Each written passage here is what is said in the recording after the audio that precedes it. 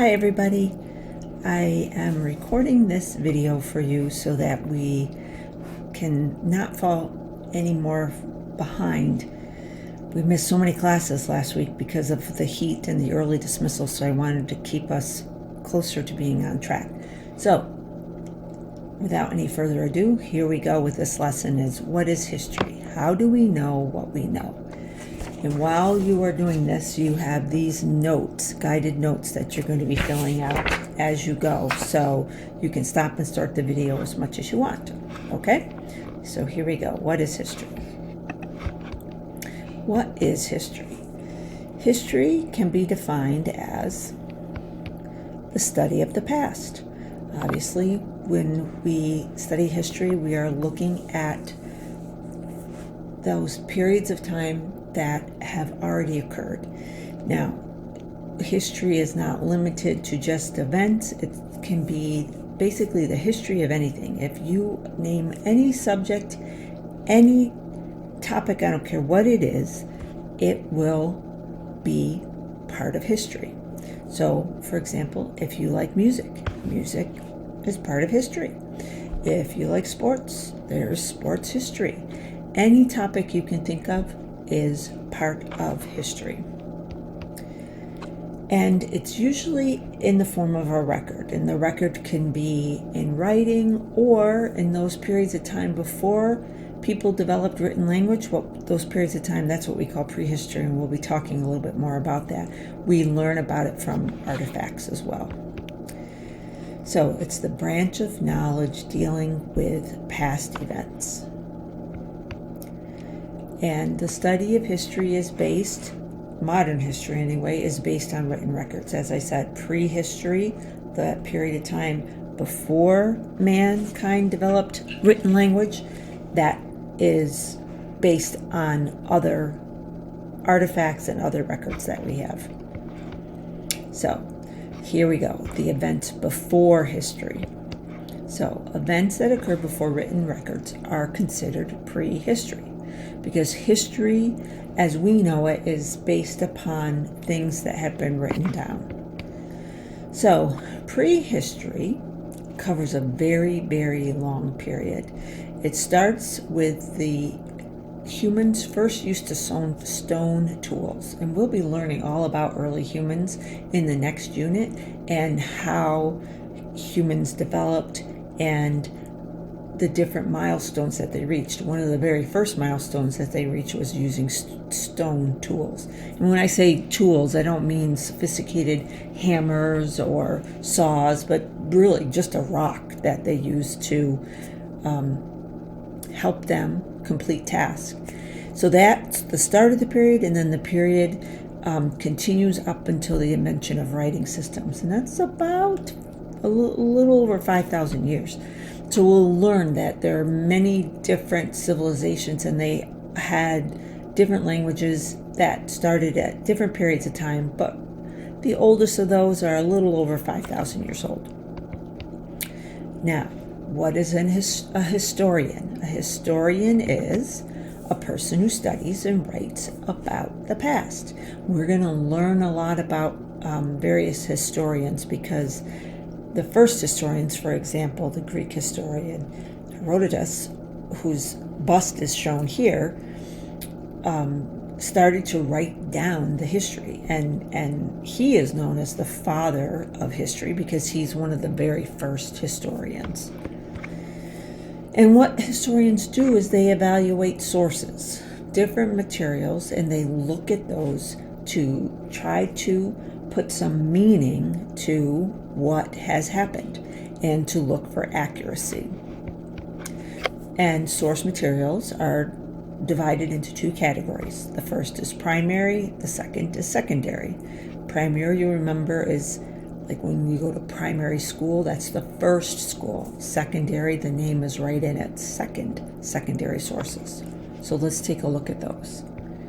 All right, what is a primary source? A primary source provides direct or first-hand evidence about an event, object, or person. So direct means that it's right on point, and first-hand means that it comes from somebody who was there and witnessed something happen. So firsthand means you witnessed it.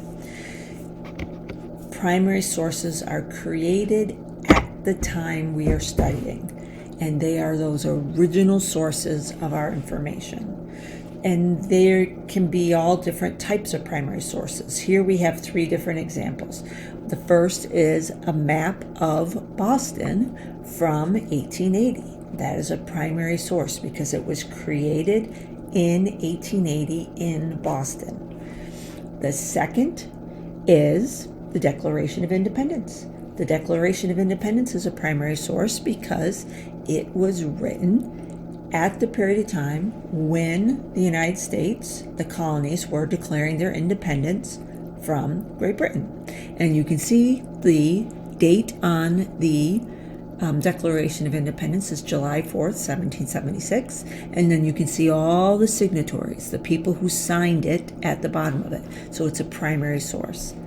The last one that we have here is a photograph. Photographs can be primary sources as well because that was taken at the time of the event. In this case, Martin Luther King Jr.'s speech, very famous speech, the I Have a Dream speech, which he gave at the March in Washington in the 60s. So that's a primary source because it comes right from that time period.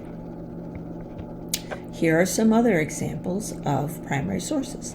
This is a wanted poster from the post-Civil War looking for John Wilkes Booth. That's his picture in the middle. He is the person who assassinated President Lincoln.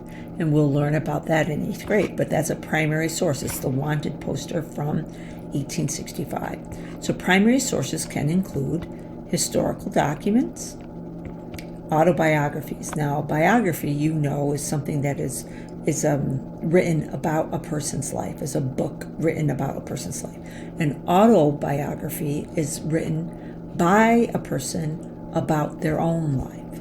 So if I were to write my life story, that would be an autobiography because I'm writing about myself. Eyewitness accounts. We will look at eyewitness accounts throughout our study of history over the next 3 years. Diaries, legal documents. We'll be looking at a lot of legal documents. Maps, we already saw the map on the earlier slide of Boston, and we'll be looking at countless maps. Interviews, and more. There's all different sorts of primary sources. Now the next type of source is a secondary source, and a secondary source is one that occurs after the time period that we're studying. So a secondary source relates or discusses information originally presented elsewhere.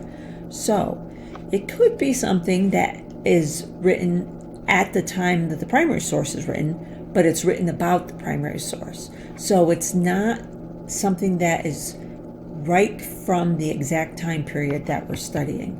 So they come in many forms. We usually can find them in libraries, we use them in schools, and you'll have some even in your homes. Now let's take a look at what secondary sources are. So secondary sources can include history textbooks, because a history textbook is not written in the time that the event occurred. It is not an actual recording of the event. It's an interpretation of those events. So it's a secondary source. A biography, because again, it's not being written by the person while it's happening. It's written after the fact about another person. Encyclopedias, essays or reviews, more, and there's more. For example, a magazine article could be a secondary source. A newspaper article could be a secondary source. Now, newspapers could also be primary sources. It just depends on what the article is addressing. So, how do we know what we know about the past? In addition to looking at those primary and secondary sources, historians look to other experts in the social sciences fields and the fields of science to help them understand what they are studying.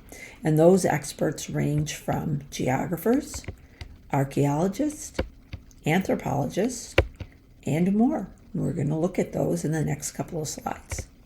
So, what are geographers?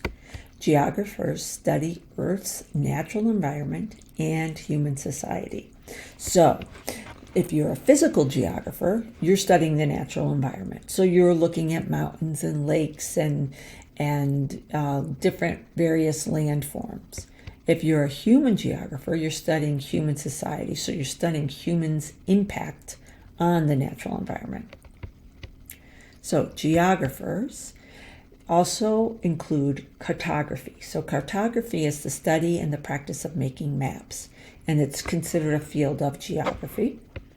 And map making increased in importance, especially in the 15th and 16th centuries, because that's when explorers really began to travel to new areas, and that's called the Age of Exploration. And we're going to be looking at that somewhat here in 6th grade, but we really get into that in 7th grade.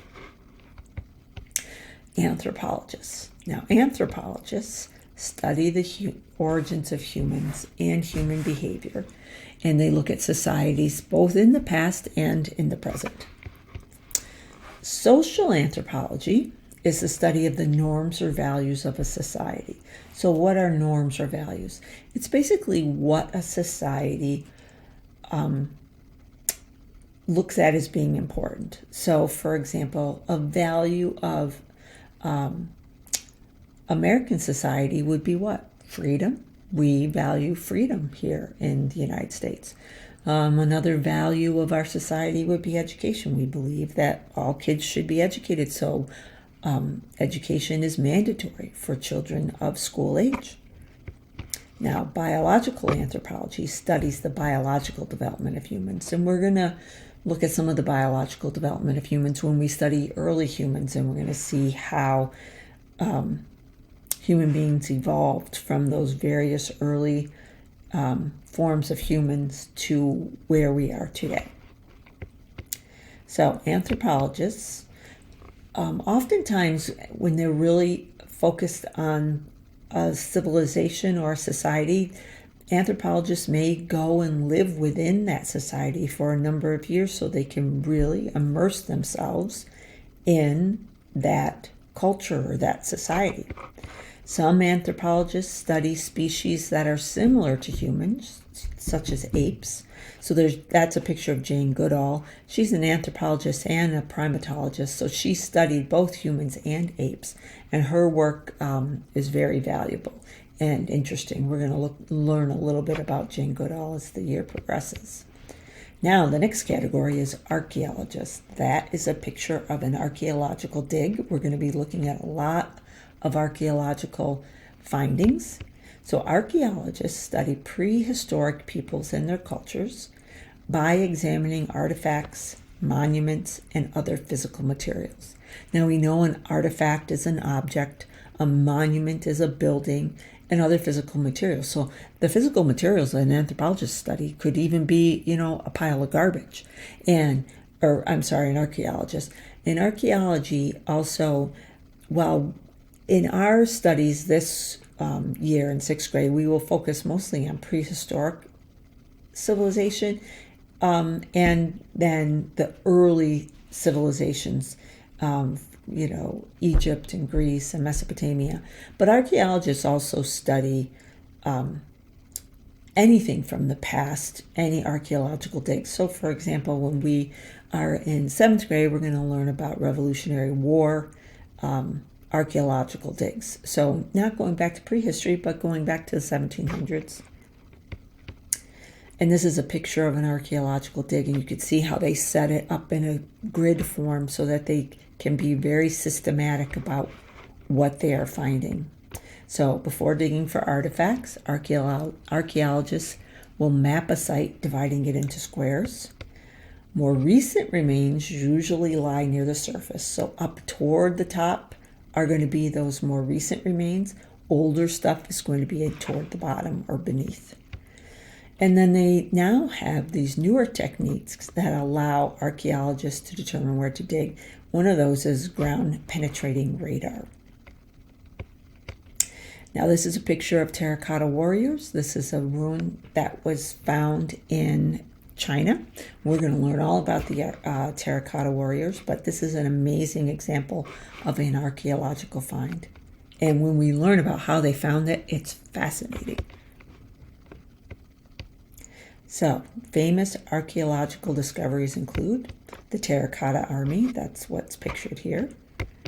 Pompeii. So Pompeii was this amazing civilization that was at the base of Mount Vesuvius, and Mount Vesuvius was an active volcano that erupted, and as the lava and the ash fell down on the civilization, everything was kind of preserved. So it's an amazing, amazing ruin. King Tut's tomb. We're really going to study King Tut's tomb in detail. It's another fascinating thing. The Rosetta Stone, we're going to learn about that when we study Egypt and more. I mean, we're going to look at a lot of archaeological finds this year. So archaeologists also look to figure out how old something is. They can figure out how old any organic material is. So organic material is anything that was living that has carbon in it. Basically, any living organism has some form of carbon in it. And by using carbon dating, they can go back over 50,000 years to determine how old something is. And they measure it by the amount of radioactive decay. We're going to look at that more closely when we study early humans. So using carbon dating, archaeologists have been able to put together a timeline of human activity all over the world. You'll notice on the back board, the whiteboard in my room, we have that huge timeline that shows all of civilization. A lot of that was accomplished because now archaeologists can use carbon dating. So, in summary, why do we study history? Because history can help us understand and appreciate other people and societies. When we study history, we are looking at all different kinds of cultures, all different kinds of practices. The things that you can study in history are literally limitless. That's one of the things that I find the most fascinating about it, is that you can study everything from, an artifact, for example, arrowheads or musket balls that you find near Revolutionary War forts or war sites, to huge archaeological ruins in Egypt or Greece. All these amazing things, and you learn so much about what it was like to be a person then, and you can empathize and try to understand what happened during that time period and why. It helps us to develop an identity. For example, think about the United States. What is our identity as an American? What is your identity as an American? Part of how we figure that out is by studying history. It helps us to figure out, who are we as Americans? It helps us also to become productive citizens, to be able to contribute to society, and to be able to participate in government and in democracy and in the worldwide civilization. Studying history helps us to be able to look at that and to be able to integrate in and critically think about all those different things that civilizations have to offer. We learn from past successes and mistakes. We're going to see time and again, when we study history, cause and effect. Something happens that has an impact. And by learning and studying those patterns in history, we can see what worked and what didn't work. We can see how we can fix our mistakes going forward. One of the main ways that we'll see that is, for example, in economic terms. We'll see that, for example, in the Great Depression, the government did certain things and didn't do certain things.